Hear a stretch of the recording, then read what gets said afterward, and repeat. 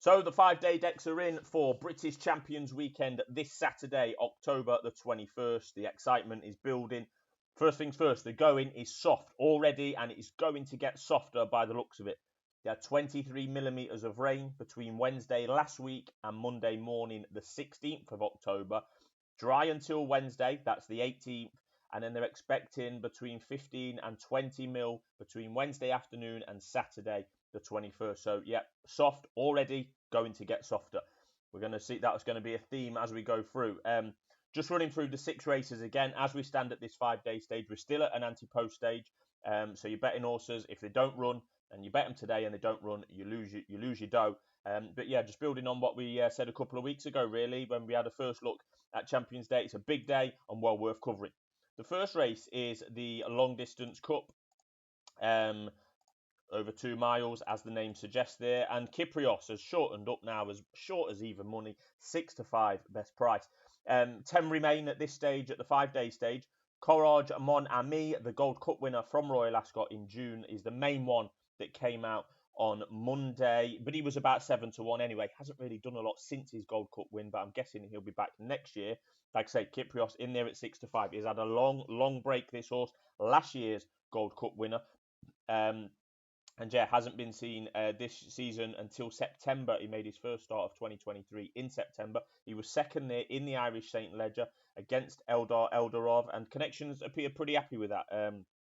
Like I say, been off a very long time, and if you listen to Connections, you would believe that the horse has done well to get back on a track. Never mind be getting close to winning or second. But yeah, all roads since then at the Curragh in early September have led to Ascot, and he's a very strong favourite to get his head in front there.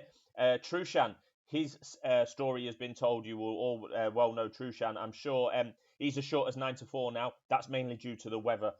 His practice is getting shorter. He loves to get his toe in, as we know, and soft ground or heavy ground would be pretty perfect for Trushan, who has won this race twice already in his career. An 8-year-old now, so he's certainly getting on. Been quirky, but has won his last 2 races at Doncaster in incredible fashion, really, when Trushan was off the bridle down the back straight there. Then he went over to the Group 1 race on Arc Weekend and won that as well. So Trushan is potentially in career best form, and people like me were saying only a couple of months ago that he probably should be retired. So he certainly proved me wrong, and that he will love the soft ground. Not a lot to say really outside of those 2. I do expect Kyprios to win. I think last season in 2022 he proved he was head and shoulders above everything else. The baton, if you like, was passed from Stradivarius over to Kyprios, and I think Kyprios will run with that baton in stayers races for the next couple of years at least. So I expect Kyprios to win this, but Trushan, with the ground conditions going in his direction, expect him to be well supported as well, although he's never really a horse I've really got right, Trushan, to be fair. Onto the sprint, there's 18 left in the sprint. No major defectors at the 5-day stage. Kim Ross, pretty strong as Fav, has been for a while. Won this race last year. Loves the soft ground. Races on 7 furlongs in July, August and September. Then comes to this race in October. He's done that for the last couple of years. Shaquille's in there, 4 to 1 best price, the July Cup and Commonwealth Cup winner. He's on a redemption mission, Shaquille, because he bombed out badly when very short price favourite at Haydock at the start of September, and this is going to be very different ground conditions here. He has won on good stuff, Shaquille, so let's see how he gets on here. I just think at Haydock, I said it before, I think Shaquille, his connections, everyone, jockey, trainer, everyone was talking about his stalls issues and if he breaks on terms, blah, blah, blah. I felt there was just so much, too much emphasis and efforts put into the stall issues. Just put him in the stalls, see how he comes out and crack on. It's not done in any harm in the July Cup where he was scintillating. Similarly, in the Commonwealth Cup where he missed the break even worse. So let's just get him in the stalls and crack on. Be interesting to who's going to ride Shaquille. I'm guessing it's going to be James Doyle again. He rode in the Sprint Cup. I mean, soft ground, it could throw up a wild result in this race. We've been back to this race when it was a Group 2. Le Breeze won a handicap and won this race when it was a Group 2 in the same season. I think soft ground is going to, these sprinters have been, a lot of these have been on the go for a long time. And I think that it could potentially throw up a wild result. I'm going to try and keep the faith in St. Lawrence, who's right at the bottom of the list here at 40 to 1. He won the Wokingham on his first start for Watson in over Royal Ascot course and distance, that was obviously on quicker ground, much quicker than this. But then on his next start for Archie Watson, this St Lawrence went over to France and probably should have won the Group One. Maurice de Guice, that was on his second start for Watson and the second start this year. He then went to the Sprint Cup and everything went wrong. I was on him for the Sprint Cup at 50-1. He went all the way into 12-1 anti-post, and then his SP on the day, Betfair SP on the day was about 90 or something. So, and he duly ran awfully. So you have got to put a bit of a leap of faith in St Lawrence returning to form. He's currently in there at 40-1. I think he'll be about that on Thursday anyway, so there's no need to bet him now anti-post. But away from the top of the market, I think he is interesting. If I was having a choice between Kinross and Shaquille, I think I would pick Kinross. Millstream is definitely on an upward curve, a 3-year-old. And then you've got the likes of Spycatcher, The Dream, Rohan, Art Power. They all horses that are going to like the slower going. So you can see why they might be interested in them. But St Lawrence is the one with market potential, let's say, at 40-1, if you are willing to put a line through that disaster at Haydock about a month or so ago. In the Fillies and Mere Stakes, there's 18 standing their ground at the moment at this stage for that one. Over 1.5 miles for Fillies and Meres, as the title suggests. Sea Silk Road was the most significant withdrawal at the 5-day stage, but no real surprise given that horse won a Group 1 on Arc weekend and will probably be into the breeding shed. Free Wind is top there at 7-2, likely to be ridden by Frankie Dettori. More on that man later. She's got a bit of an unreliable profile, this Free Wind. Unreliable. I mean, she's definitely capable of winning this race, and she's performed really well at Group 1 and particularly Group 2 level in her time, particularly against her own sex. She ran in the Arc last time where she had no chance and finished nowhere.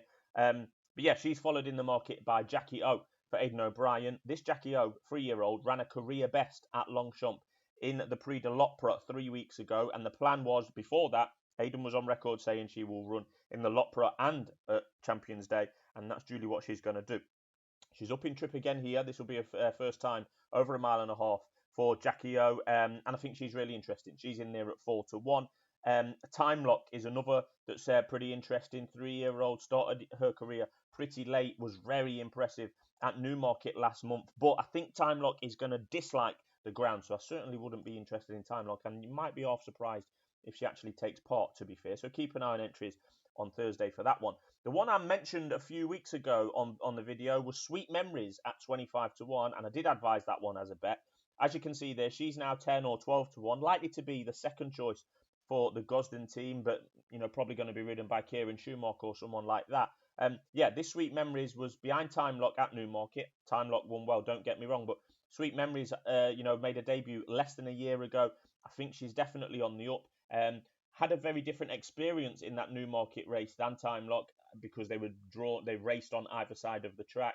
Time Lock made first move. Sweet Memories was making late headway pretty much on the bridle. So I do think Sweet Memories has still got a lot of potential, but she's going to have to step up to really get amongst it with those at the top of the market. Via Sestina, a Group 1 winner in her own right this year, would be interesting if running, but this would be her first try at 1.5 miles. She's never been that far, so that's a question mark there.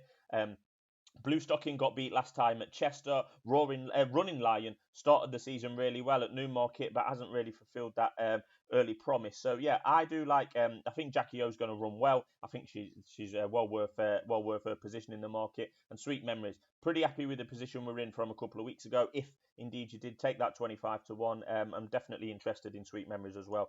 Obviously, as always, we'll be waiting for the final decks. Onto the QE2, over 1 mile. There's 14 in at the moment. It feels like there could be change just around the corner, though. And that is due to the top two in the market, who should be running in this race. Both Paddington and Tahira should be running in this race under these conditions. Paddington is still entered in both this race and the Champion Stakes. That's over 10 furlongs. He's already won Group 1s over 8 and 10 furlongs this year, so he could easily run in either, to be fair. And we'll see what the Coolmore boys decide to do on Thursday morning. Dermot Weld. We mentioned this man back in May, where he was given every excuse he could find ahead of the 1,000 guineas at Newmarket, where she was favourite and where she finished a very valiant and good second. But this Tahira, he's been on Monday morning, Dermot Weld, saying that she doesn't want it extreme, she doesn't want it too soft, which is really helpful given that Tahira and Dermot Weld have missed unavoided fast ground for this filly basically all summer. Yes, she did run at Royal Ascot. That was on quickish ground, and she was impressive. But she's not been seen since. She's missed all sorts of races to hear her that she could have ran in France, she could have ran at Goodwood, she could have even ran at York if they wanted to extend her. And she comes here for the autumn campaign on her preferred softer ground. And then Dermot Weld comes out and says she doesn't want it too soft. Very disappointing. She actually took a walk on the exchange following them comments. So let's hope that Tahira runs. I said the other week, I wasn't putting her up as a bet, but I was putting Tahira up as the most exciting horse to look forward to on Champions Day. I think she can beat Paddington, but she needs to turn up to be able to do that. Yeah, it would be disappointing if she didn't turn up. But Paddington, yeah, it's a bit of a conundrum really for Aidan O'Brien.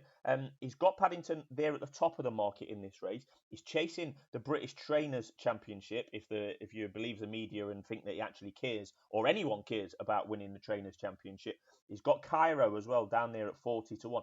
Cairo was last seen in the Irish 2000 Guineas, second behind Paddington. He was about fourth or fifth choice O'Brien runner on that day, so he might be an interesting runner off a long layoff. American bred, so possibly not one for soft ground, this Cairo, but you could see Paddington potentially going to the Champion Stakes, which we're going to come on to, and then Cairo filling the role as the number one in this race. But even if that does happen and Paddington comes out and Ryan Moore gets on Cairo, you can't see him being shorter than 20 or 16-1. Surely he's in there at 40-1. Paddington should be running in this race, and so should Tahira. Next in the list are the Gosden pair, Nashwa and Inspiral.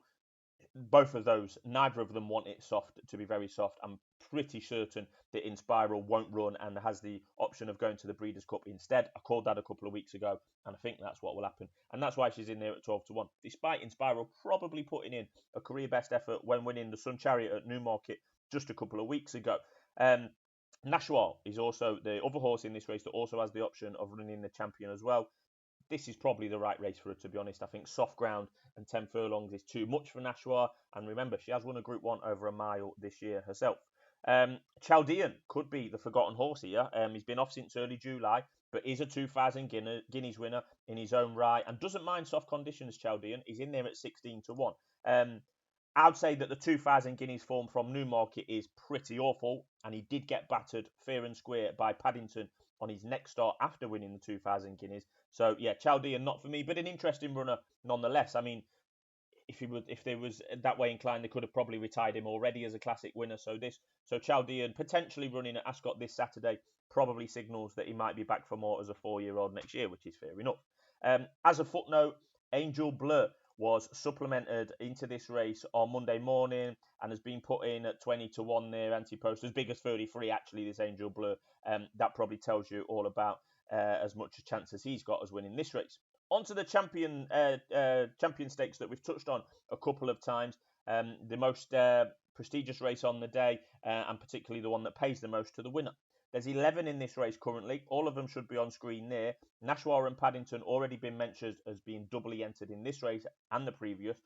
And similar comments to Inspiral, really. Surely this Mostadaf, who you can see in pink there, 6-1 and getting bigger and bigger, is surely not going to run on this ground. Surely not. He won at York, the Juddmonte International on quick ground. He won the 10 furlong Royal Ascot race, the St James's Palace on quick ground. No, not the St James's Palace. What's it called? The Prince of Wales. He won that one on quick ground. So surely he isn't going to be running in the middle of October on slow ground, and he has got the option of going to the Breeders' Cup as well. He's in there at 6-1. Would leave a sizable chunk in the market if he didn't run. I said a couple of weeks ago I'd be all over Bay Bridge to retain his title. He won this race last year if he hadn't been to Longchamp for a failed try at the Arc 3 weeks ago. I thought that was a disaster all round. I said it beforehand and I'll say it after. He actually ran pretty well in the Arc. He finished 6th in the end. But I think that Arc run was a terrible idea. Wrong trip and certainly the wrong ground for this horse. It was quick, remember, at Longchamp, and Bay Bridge just doesn't like quick ground. It's there for all to see. Just look at his form and his profile. It could potentially have taken a lot out of him. Bay Bridge wants soft ground and 10 furlongs. That's exactly what he wants, and this is the race for him. It has been all year. But to just do that and go to the Arc just really puts a big question mark over Bay Bridge. Would it have potentially taken a lot out of him? Is he going to be able to back up 3 weeks after that experiment where, yes, I know he had a trial over a mile and a half at Kempton, but the Arc really was his proper first race over a mile and a half. He's a 10 furlong horse and he's a soft ground horse. I don't know why they did it, but So be it. At least they had a go. I don't think anyone knows what King of Steel's best trip or ground is. He's in their second favourite here, but anywhere between 3 and 5-1. That 5-1 is standout. I can't see that lasting. Bit of a hype horse, this King of Steel. Bit of a slight underdog, really. Not from the O'Brien or Gosden yards. He's got that kind of vibes. Second in the Derby at 80-1 or whatever it was. They say he's a massive lump of a horse, but quick apparently. I'm not saying he can't win this King of Steel, but if connections haven't got it right with him yet, if they've not got it quite right, and they've had a few goes this year, if they don't know, I certainly don't know. So big question marks over King of Steel. The favourite in there that I've not mentioned yet is the French raider Horizon D'Or, and the French have got a pretty good record in this race. Sirius de Zegels won it, Sealaway won it, and I think Al Manzour possibly won this as well. So yeah, the French have got a good record in this race. This Horizon D'Or yet to run in a Group 1, but he's certainly on the up and looked like a Group 1 when dominating a Group 2 over on Arc Weekend just over 3 weeks ago. So Horizon D'Or's the favourite. I can see him being a weak favourite just because he's got that French profile. I can see Bay Bridge shortening, and I can see King of Steel possibly shortening as well. Mostadaf surely isn't going to run. Nashwa, this is the wrong race for her. Via Sistina, who we touched on earlier, may well run in the Fillies race, but would probably be better suited to this because she prefers 10 furlongs. My Prospero didn't look brilliant last time. Royal Rhyme has won a handicap on his penultimate start, and on his latest start only won a listed race at Ayr. So there's question marks there. Paddington is the fly in the ointment here. Could go off any price you like. If he ends up turning up here, I'm not saying he's going to go off favourite Paddington, but he'll certainly be up there and single figures in and around 3-4-1 maybe. This is the wrong race for Paddington in my opinion, but we'll see what Aidan O'Brien does. Could you see a Champion Stakes where the Coolmore boys and Aidan O'Brien are only represented by Point Lonsdale, who is currently as big as 100-1? Not sure. It would be a rare occurrence if that was to happen. That's all the group races on Champions Day. One race I didn't touch on our previous video was the Balmoral handicap, which closes the day. Straight mile handicap, the kind of races I love at Ascot. 32 still in contention for the concluding race. 20 is the maximum field. So keep an eye on declarations. I'm certainly not going to be putting up anything strong here at the moment. Maybe on Thursday when I come back, but plenty of familiar names in there. Docklands, Barradar, Sonny Liston's won at Royal Ascot this year. Dual Identity won recently, and loads more. But as usual with the handicaps, we'll be waiting until final decks before having a bet in that one. And just to finish on, really, we were told 10 months ago that October the 21st at Ascot was going to be Frankie Dettori's last day of riding in the UK. The cow has since been milked a lot, and a U-turn has ensued about a week ago. The worst kept secret in racing. Everyone suspected what was going to happen. Frankie says that he'll ride in California next year. He did that last year. He says he's going to do it next year and possibly beyond. Good luck to him. But it does leave a funny taste in the mouth, given that, race courses, and you can't fault them, have tried to capitalise on Frankie Dettori's last visit to York or Newmarket, and they've been presenting different, commemorative things to him to say thank you, Frankie. That's all great, all fine and dandy, but then to U-turn as well. But can you blame him? He's still riding pretty high quality. He's had lots of wins this year. 2023 has been a lot different to 2022 for Frankie, given what happened with his fallout with Gosden, quite public, his return. He's had a great year this year. Group 1s galore all over the place. It's definitely a subject that is split in opinion, but what can we do? And you've got to say, it looks very likely that Frankie, even though he says he's going to California, he'll be riding at Royal Ascot next year. So then that'll start off some more Twitter arguments. But anyway, that's Frankie Dettori. That's looking at the Champions Day at the 5-day stage. Hoping to be back Thursday with some more serious selections. But as I said a couple of weeks ago, go back and check that video. St. Lawrence was put up as an interest, and so was Sweet Memories as well. So go and have a look at that as well. Thanks for watching, and we'll be back soon.